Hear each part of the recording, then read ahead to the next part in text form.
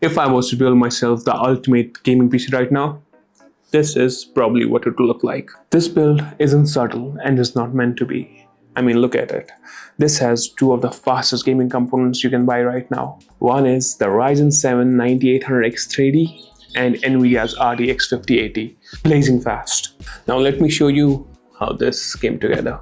Let's kick things off with the heart of the build, the AMD Ryzen 7 9800X 3D. This 8-core 16-thread processor boasts a base clock of 4.7 GHz and boosts up to 5.2 GHz. And thanks to the AMD's 2nd Gen 3D V-Cache technology, it ensures top gaming performance. The motherboard is the foundation, so we had to make sure it is solid. The B650 Tomahawk Wi-Fi by MSI offers robust power delivery. It ensures perfect compatibility of all of our components. We will start by seating the CPU carefully into the AM5 socket.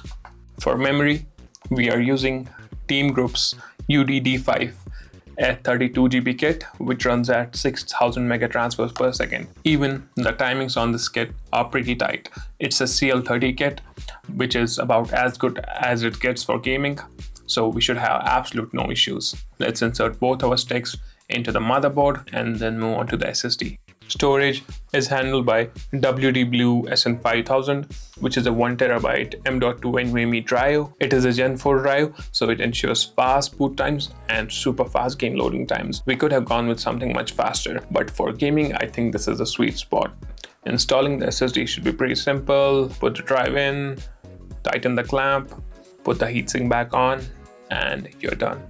The case for this build is new and I have not tried this before. It's the AMD Esports Crystal X6 in black variant, which comes with 6 pre-installed Infinity Mirror ARGB fans, which look pretty sick. But that was not the reason for me trying this case. It has a special feature. You can install 2 more fans at the front. You get 2 rails with the case, which you can use to install fans, and then you can replace a glass panel with a mesh panel. Now, we'll carefully install the motherboard, ensuring all standoffs align and the board is securely fastened.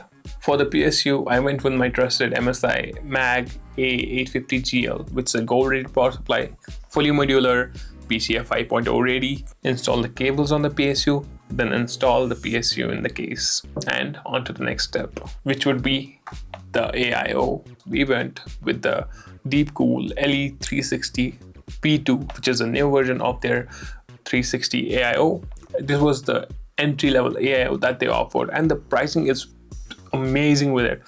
This is one of the low-costing 360 AIOs, but it competes with the higher ones in terms of performance. One more reason for me picking this AIO is because I liked how the block looked. It's a completely diffused block with RGB. It's going to look amazing with the case and the build. No need for thermal paste here. The block comes with pre-applied thermal paste. Just align the screws, put the block on the CPU, tighten the thumb nuts, and you are done. That's your CPU block installed. Now mount the radiator, which we are going to do on top of the case, and fasten it with screws. And that is our AIO installed. Now for the final part, the RTX 5080. This is their solid OC version, which is a beast of a graphics card. It does come with GDDR7 memory and 16 GB of it, and it should handle every game we throw at it. And I'm pretty excited about playing some after we install the GPU. Align the GPU with the PCI slot on the motherboard, push it in, then we'll just connect the power to the GPU and we should be ready for our first boot. Now, this system isn't trying to be silent, nor is it the most compact build ever.